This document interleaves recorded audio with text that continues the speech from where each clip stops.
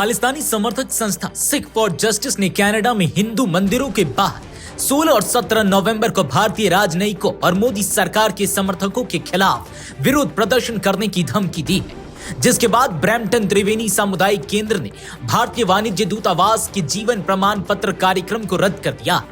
यह फैसला कनाडा के पील क्षेत्रीय पुलिस की ओर से जारी आधिकारिक खुफिया जानकारी के आधार पर लिया गया है, जिसमें हिंसक विरोध प्रदर्शन की आशंका जताई गई है। ब्रैम्पटन त्रिवेणी सामुदायिक केंद्र के इस कदम से कनाडा में बसे भारतीय समुदाय में गहरी चिंता और भय का माहौल है। कार्यक्रम को रद्द करने के बाद सामुदायिक केंद्र ने माफी मांगी है और स्थानीय पुलिस से आग्रह किया है कि वे हिंदू समुदाय के साथ साथ अन्य आम जनता की सुरक्षा सुनिश्चित करें। ब्रैम्पटन त्रिवेणी सामुदायिक केंद्र ने अपने बयान में कहा कि जीवन प्रमाण पत्र कार्यक्रम को रद्द करने का निर्णय जनता की सुरक्षा को ध्यान में रखते हुए लिया गया है। केंद्र ने यह भी कहा कि पील क्षेत्रीय पुलिस द्वारा जारी खुफिया जानकारी के अनुसार विरोध प्रदर्शन के दौरान हिंसा का खतरा है, जिससे हिंदू मंदिर में उपस्थित लोगों की सुरक्षा पर असर पड़ सकता है। सामुदायिक केंद्र ने पील पुलिस से कहा कि वे इन धमकियों को गंभीरता से लें और हिंदू मंदिरों तथा कनाडा में रहने वाले हिंदू समुदाय की सुरक्षा सुनिश्चित करें।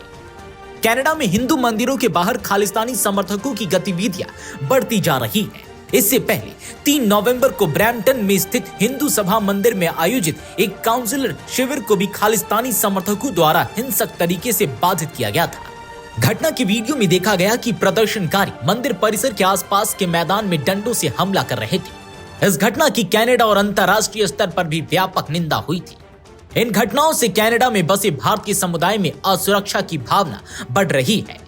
ब्रैम्पटन त्रिवेणी सामुदायिक केंद्र ने अपने बयान में कहा कि वे उन सभी सदस्यों से माफी मांगते हैं जो इस आयोजन पर निर्भर थे।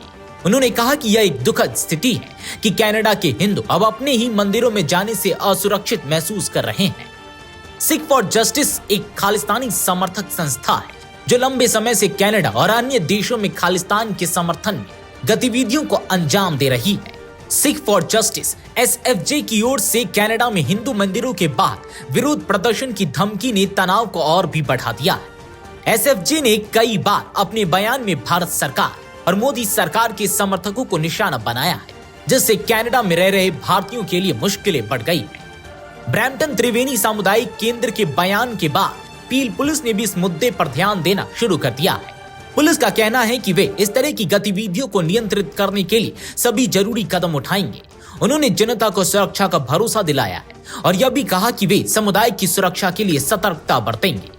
पील पुलिस ने हिंदू समुदाय को सलाह दी है कि वे किसी भी आपात स्थिति में पुलिस से संपर्क करें और उनकी सुरक्षा के प्रति सजग रहें।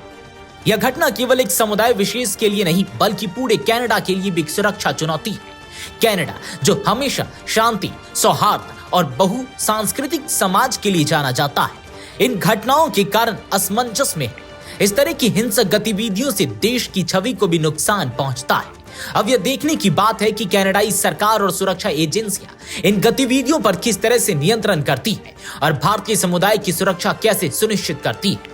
ब्रैम्पटन त्रिवेणी सामुदायिक केंद्र ने यह स्पष्ट कर दिया है कि वे सुरक्षा को सबसे अधिक प्राथमिकता देते हैं और इसी कारण उन्होंने कार्यक्रम रद्द करने का कठिन निर्णय लिया है।